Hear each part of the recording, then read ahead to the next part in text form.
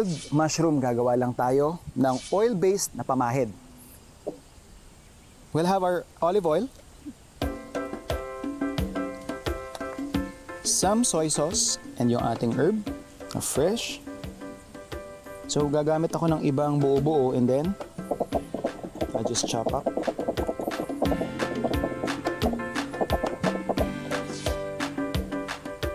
And then we'll just season this with more salt and then itotoss lang natin yung ating mushroom. May sariling mushroom center din ang CLSU. At dito, matututunan natin ang iba't ibang species ng mushroom pati na rin ang tamang pag-aalaga nito. This is the commercial mushroom natin, yung oyster mushroom actually. Then the other species is like Pleurotus giganteus, yung pong mga tinatawag nating pink oyster, yung mga Pleurotus jamor. Sa mismong grounds ng CLSU, meron din kaming na-harvest na wild mushrooms. So ito sir yung kwan. According sa net, is a coral mushroom na edible. So gusto ko lang po siyang ipa-identify at pwede naman po itong pitasin, ano? Sabi nila, rule, if you're gonna forage wild mushrooms, bago mo siya i-pick, kailangan shake mo muna, tap-tap, para yung spores niya kumalat and hindi maubos, kumbaga, yung pwede pang tumubo. So yan, pipick lang natin to. So make sure na doon sa may, kung ito yung parang pinaka-stem niya, ikakat mo lang siyang pa ganon. Huwag mo nung huhukayin. Ayan. So ito po ang ating very interesting na coral mushroom. So, ito sir yung mga sample na harvestable mushrooms natin. So, in terms of harvesting ng mushroom, all you have to do is yung by your hand, hawakan mo lang siya ng buo, then i-twist mo, matatanggal na siya lahat. Dali. Ganda. Nisprayan dito lang pala yung nisprayan, ano? Yes, sir. Yung opening. Tapos ito po, hanggat may puti, magpa-flash siya ng magpa-flash. Yun po yung po niyan. Actually sir, ang bags natin ang lifespan niyan is around 2 to 3 months. Talaga? Yun ang average flashings na tinatawag natin or yung paglabas ng bunga is around 3 to 4 flashings. Yan. So we have here, yung galing din dito sa school.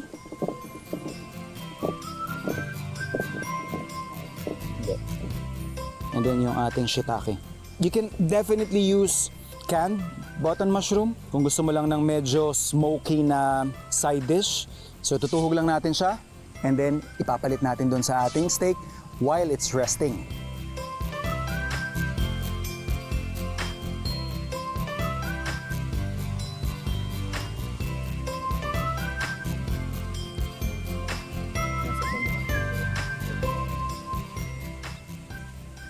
Malapit nang maluto ang ating barbecue. Bago natin ito hanguin, meron akong tip kung paano malalaman ang doneness ng karne gamit lamang ang iyong mga daliri. So basically, pag ganyan, well done. So medium well. So makikita nyo yan, medyo may bounce pero matigas pa rin. And then this is medium rare. Kung mapapansin nyo yan. Medyo firm yung labas pero yung loob mararamdaman nyo solid. And then this is your rare. Ayan, malambot. Dito sa area na to, we're at rare right now, still. Pero yung kabila, ito. Maganda na yung bounce niya. I-rest na muna natin. Habang tong isa, i-flip lang ulit natin. So habang nagre-rest yung ating meat, papahiran lang natin siya ng ating white barbecue sauce.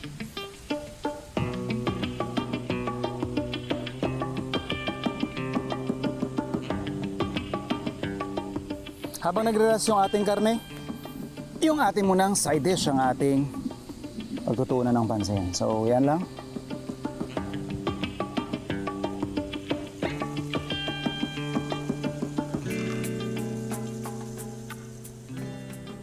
So, for our side dish, siguro bigyan lang natin itong mga 5 to 8 minutes and then pwede na natin siyang isama doon sa ating plate.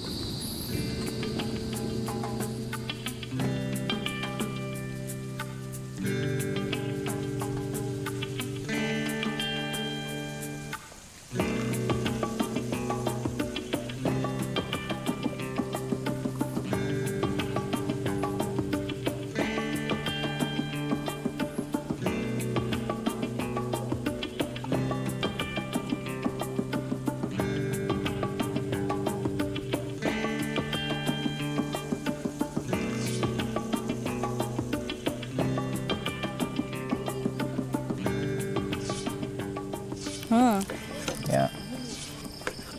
Sarap. Sobrang dali niyang Kuyain. i-chew. Yan. Yeah, kapag nakapag-rest na yung meat natin, nakita mo yung color niya. Ano masasabi mo dun sa sauce natin, ma'am?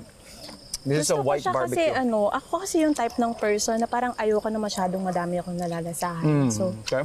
I really like the simplicity of it. Nice. Sarap. You used to teach here. CLSU. For 3 years. Ano pong course? DevCom po. Development Communication. Madalas siyang na-associate sa mass communication, but they do have a different approach. Okay. Masscom kasi is top to bottom, but DevCom is more of like bottom up. Oh, okay.